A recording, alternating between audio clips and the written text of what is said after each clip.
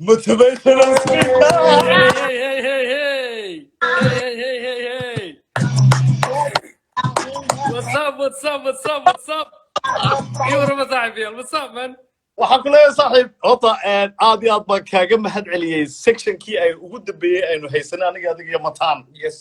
Oh, Matan. Ma dejiya. Ma dejiya taliya. Ma dejiya. waxaan ku leeyahay walaalo hambal iyo luuqaygii iyo luuqiisii waa la soo wareeriyey. Allahu Akbar. marka horta hambal iyo ninkan waa Maxamed Cumar, the only motivational speaker and your most requested. Haven't you thrown a qaybsaday in front of 10,000 people. Yes. Kigali, Uganda.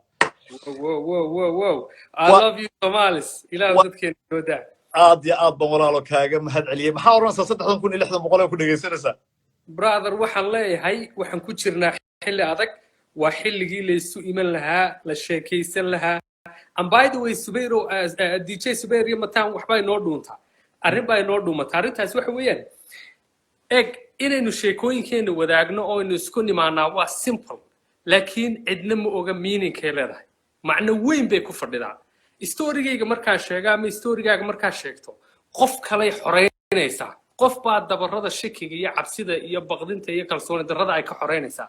So when we open up for each other, ay sheekooyinkeena wadaagno, sidaas aan ku dubinaynaa deeran. marka let's keep this up, man. Let's keep this up. Alla sii wada sheekada, alla sii wado. Maxamed Cumar waa ka Instagram-kiisa originalka. Maxamed Cumar waa kula soo hadlaya markii noo dhamaato. Love you, bro. Keep up doing the good job. Love you, Matan. Thank you. Happy birthday, Zach.